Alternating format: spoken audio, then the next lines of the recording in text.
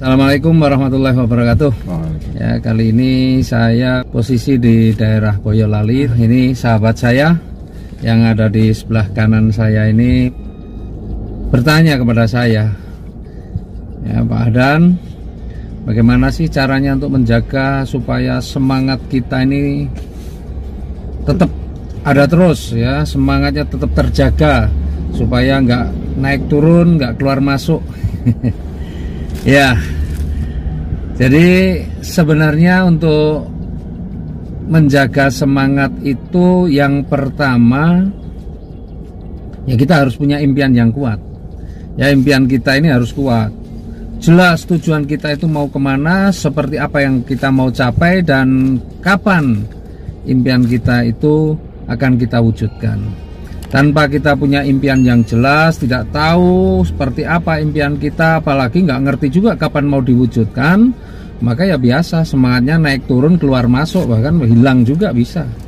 Ya, bukan hanya keluar masuk, tapi hilang semangatnya juga bisa. Karena apa? Karena bekerja tidak ada target, tidak jelas tujuannya, tidak jelas target waktunya.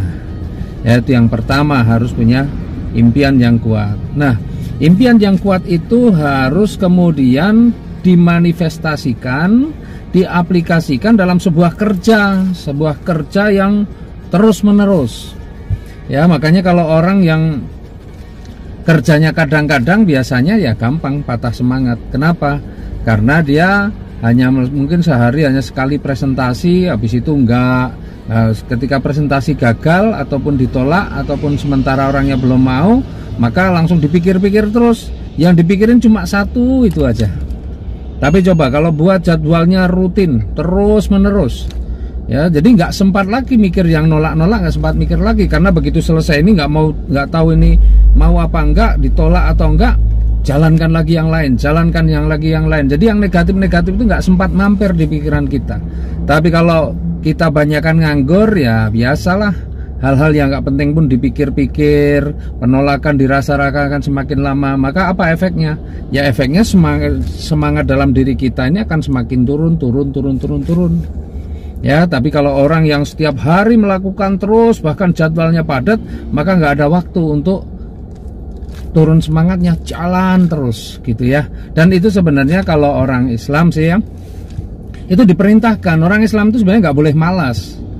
Ya, memang di Al-Insyirah itu innamal usri yusran wa innamal usri yusran, bahkan dia ulang 2 kali.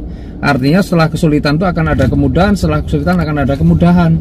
Tapi sebenarnya tidak berakhir di situ. Solusinya di mana? Solusinya ada di ayat berikutnya. Fa idza faragta fansab, maka setelah selesai urusan yang satu, segera kerjakan urusan yang lain. Nah, disitulah kuncinya. Kalau orang mau sukses, mau keluar dari kesulitan, maka jangan pernah malas. Harus selesai urusan yang satu, kerjakan urusan yang lain. Selesai urusan satu, kerjakan urusan lain. Maka pikiran-pikiran negatif, hal-hal yang negatif sudah nggak akan dipikirkan lagi. Maka biasanya mereka yang lambat, yang gagal, kenapa? Karena frekuensi melakukannya sedikit, sehingga ada masalah sedikit mikirnya panjang, ada masalah sedikit mikirnya panjang. Ya, maka otak kita ini perlu diberi nutrisi-nutrisi positif. Nah, kemudian yang kedua, ketika kita melakukan, ya, dalam melakukan presentasi misalnya, itu memang secara umum kalau one on one, apalagi yang masih di awal, itu persentase menolaknya mungkin akan lebih banyak.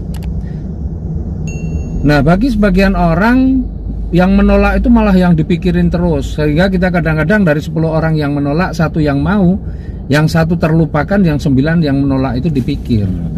Nah, itulah yang kemudian menyebabkan kita juga down. Maka biasakan ketika ada 9 orang yang menolak, 1 yang mau, yang kita fokuskan pada siapa? Pada yang mau. Kita fokuskan pada yang mau, supaya apa? Supaya itu menjadi nutrisi positif untuk hati dan pikiran kita. Jadi kita harus mulai melatih untuk menerima hal-hal yang positif, yang kita pikirkan yang positif, yang kita bicarakan positif. Coba seandainya orang-orang itu mayoritas tuh yang membicarakan negatif. Misalnya begini, satu contoh saja ya. Ketika kita turun dari pesawat di bandara, banyak nggak tukang ojek, tukang taksi yang menawarkan kepada kita? Banyak. Apakah orang-orang yang ditawarin itu pasti mau? Belum tentu. Banyak yang nggak mau, bahkan banyak yang cuek, menjawab aja tidak, menengok juga tidak. Tapi itu sopir taksi itu putus asa nggak? Dia nggak putus asa. Dia jalanin terus. Mungkin sehari itu secara persentase mungkin dari 10 orang yang ditawarin 1 yang mau, 10 yang ditawarin 1 yang mau. Tetapi apa yang dia pikirkan? Dia akan pikirkan yang mau saja. Yang tidak mau nggak pernah dia pikirkan. Bahkan ketika sampai di rumah pun mungkin yang diceritakan, alhamdulillah hari ini ada 3 penumpang yang jaraknya lumayan jauh sehingga hari ini saya juga dapat rezeki yang lebih banyak. Misalnya begitu. Nggak mungkin tiap hari dia menceritakan, Bu, pada istrinya sih, Bu, hari ini saya nawarin 30 orang, yang mau cuma 3, yang 27 nggak mau. Kemudian yang dibahas adalah yang 27. Kalau setiap hari yang dibahas seperti itu, istrinya pun tidak akan mau mendengarkan. Ya, dan kalau kita setiap hari yang kita ceritakan adalah yang gagal-gagal, maka otomatis sebenarnya kita sedang memasukkan energi negatif di dalam pikiran kita, di dalam hati kita. Maka lama-lama pasti energi kita juga habis, semangat kita nggak ada, bahkan bisa hilang. Jadi kuncinya bagaimana? Kuncinya adalah punya impian yang kuat, lakukan terus-menerus, istiqomah, perbanyak aktivitas kita, sibukkan diri kita sehingga kita tidak sempat memikir hal-hal yang negatif, ya. Dan ceritakan, bayangkan, rasakan, nikmati adalah hal-hal yang positif. Yang negatif lupakan, yang negatif lupakan. Kalau toh kita pikirkan itu hanya untuk evaluasi perbaikan diri kita. Jadi insya Allah kalau kita melakukannya seperti itu, maka yakin kita pasti akan cepat sukses dan kita akan punya semangat yang terjaga. Silakan bagikan video ini kalau video ini bermanfaat. Salam sinergi, go berkah, no riba. Assalamualaikum warahmatullahi wabarakatuh. Waalaikumsalam warahmatullahi wabarakatuh.